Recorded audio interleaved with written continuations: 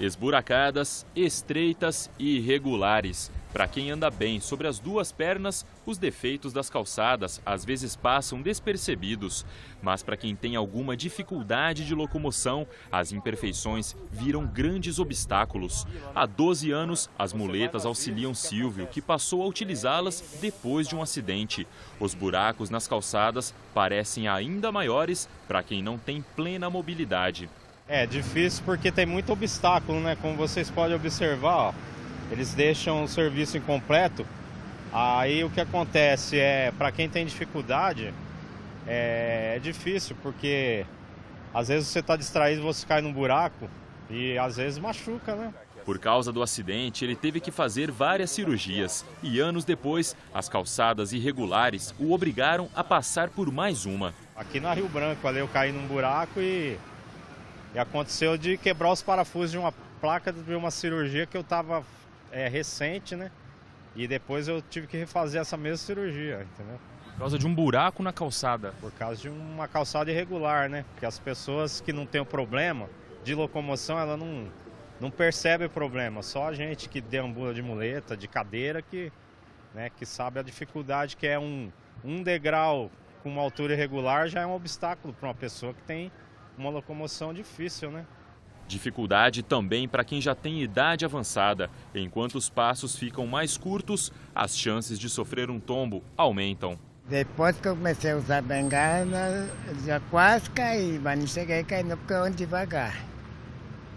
Mas é perigoso. Tem lugar que tem coisa na rua, na calçada, eu fui atravessar na rua, por lá. Aí o carro veio, o carro parou, porque não tinha lugar para me passar aqui, eu fui por lá. Quase o carro pegou, mas pegou. Eu falei, ó, estou passando por aqui porque não tem lugar lá. E não é só no centro. Em outros pontos, os problemas também aparecem, como na quadra 19 da rua Gustavo Maciel, no Altos da cidade, local de grande fluxo de pedestres. Se vir um cadeirante, como que ele vai passar aqui? Uma pessoa de idade, por exemplo, eu tenho 75 anos, se ele for andar aqui, ele pode torcer o pé ou cair num tombo. Não pode. Então é muito difícil transitar desse jeito aí. As calçadas são de responsabilidade dos proprietários, mas a julgar pelo estado de várias delas, tem muita gente que não liga para a conservação dos passeios.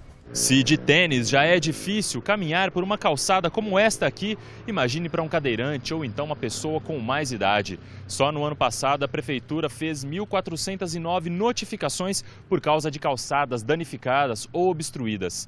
Dessas, 390 viraram multas porque os proprietários não providenciaram as melhorias dentro do prazo determinado. O dono do imóvel tem até 30 dias para consertar os defeitos apontados pela Secretaria de Planejamento.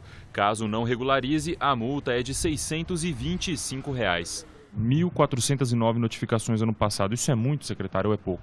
Eu acho que a gente tem muito por fazer ainda. A cidade é bem grande, a gente vem notificando, a intenção não é multar, é realmente ter uma via acessível, uma via que todo mundo possa andar. Então a gente vem notificando, explicando para as pessoas, mostrando como é que faz, como é que não faz. Às vezes as pessoas acabam pedindo mais prazo para regularizar essas calçadas. Além dos buracos, os passeios não podem ser impedidos por tapumes de construções. Eles podem avançar apenas meio metro para cima da calçada.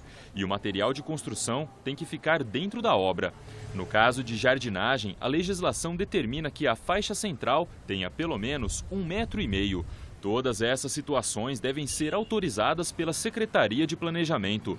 Por mês, são avaliados cerca de 400 projetos de novas plantas ou reformas de imóveis. A calçada que não está bem conservada, às vezes o pedestre tem que desviar para a rua. Põe em risco o pedestre, atrapalha o trânsito, a pessoa não consegue se locomover. A ideia da calçada é que o pedestre se locomova com facilidade por ela.